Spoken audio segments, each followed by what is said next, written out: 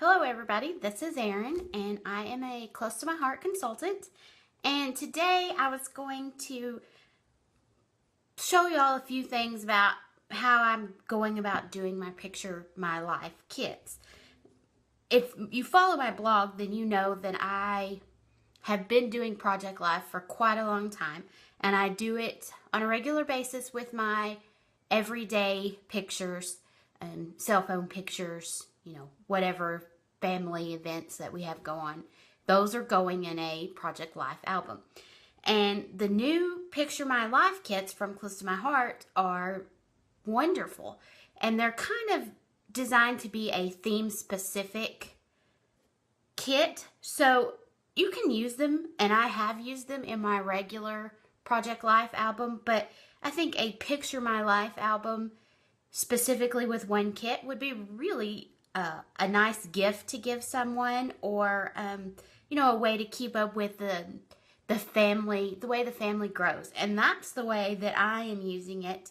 I'm planning on doing one page per family member per year to keep in a book.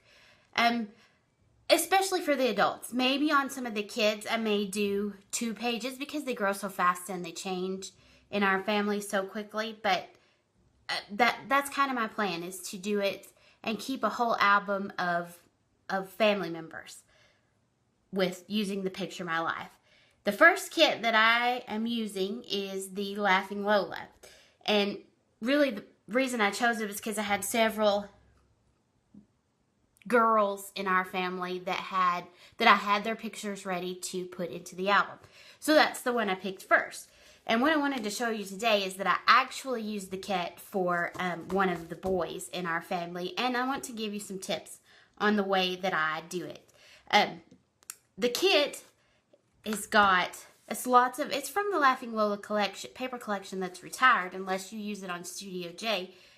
But these kits are still available with the Picture My Life. And so it's kind of a girl kit. I mean, it's got the blues and it's got the hearts and flowers. So it's very girl related or specific. But you don't have to use it for just girls, because I'm going to show you what I did with one of the boys from our family.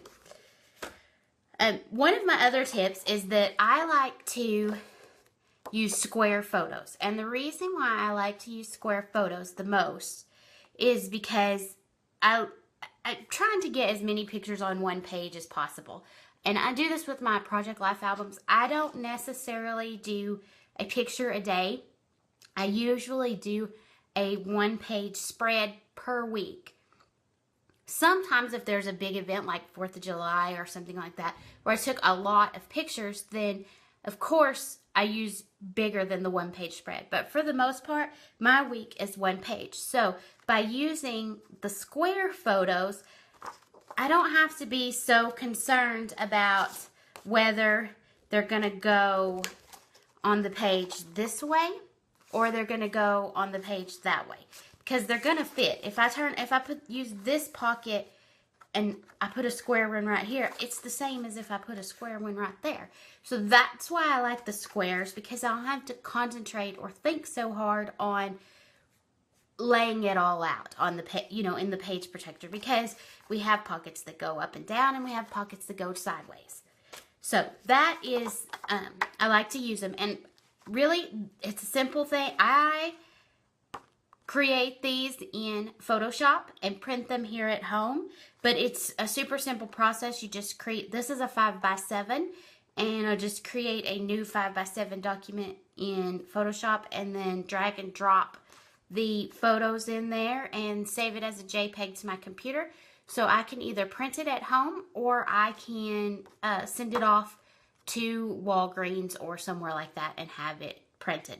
I usually print at home because I do, like I said, I do have a photo printer, and sometimes I do it on the 4x6s too, because I have one of those little tiny, it only prints 4x6. This one I run through my big printer, but these measure out at about 2x2, which is a perfect size to put on the smaller 3x4 cards and on the 4x6 cards, which you will see that I'm going to do on this one. Another thing is don't be afraid to cut them up. For example, on this particular card right here that I wanted to use, I had this purple strip. Well, I was trying to stay in the black and gold theme, so I just cut the bottom of this card off, and I'm going to use it to cover that up. So just don't be afraid to cut these up. These pieces over here are also a card that I cut up. So let me just tell you what I tend to work on top of the spread, the page protector. That's how I work, and I tend to work by color. My mind works in colors, and so that's the way that I work on the page. I tend to go and I'll dig out all of the cards that were gold and black and put them out here, and then when I saw this one had purple, you know, I found a piece I could cover it up with. This one had the big word "hi" on it, and I'm gonna cover that up. So don't be afraid to, you know, cover up stuff and, you know, cut the cards apart. They're your cards. It's not gonna hurt anything. So when you see this page, I'm going to insert a picture at the end, and so you'll see it all done and these all, everything glued down. But this is kind of how it's going to lay out. You can see right up here that I actually, well, you may not be able to see, but I actually stamped with a stamp and used gold embossing powder right over the top of the card, and then, you know, stamp this on another card and cut it out. So that's, I like a little bit of embellishment on my cards. This is supposed to be an easy get it done way to scrapbook, and it is, but and the cards alone are just fine. I just like to add a little bit more to make it my own and make it a little bit creative. The last tip is, you're going to see, I'm going to put his name up here on the top card, and this is where I use up all of these stickers, letter stickers, that have been hanging around for a while, and they're missing a lot of different letters, but usually between all the different fonts I have here can usually make a name. So that's my other deal, is use this to use up some of the extra pieces that you have laying around. And then the last thing I like to use is one of these date stamps. You know, be sure to put a date on something. It doesn't have to be exact.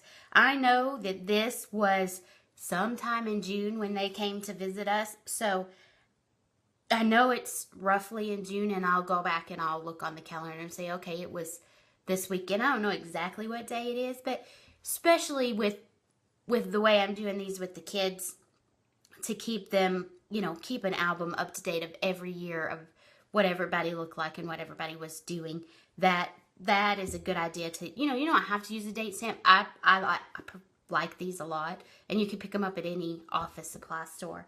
And then one last thing, and you will see this is the one that I already did, and this is the one that is it'll also be on my blog with the coordinating blog post that goes with this video. Again, don't be afraid to embellish a little bit, and try to stay, you know, with some small embellishments. You don't want to get too carried away, because then it gets bulky. But have a little fun with it. And the other thing I wanted to tell you was this right here. This happened to be a card similar to this little Volkswagen Bug. The typewriter was on a card, and I cut it out. So, you know, take a little time and look at the cards and figure out exactly what you can do with the cards. These flowers right here were punched. I took a small little flower punch I have on my shelf over there and punched them out of one of the cards. So, anyways, thanks for watching, and I will see y'all again soon. Bye-bye.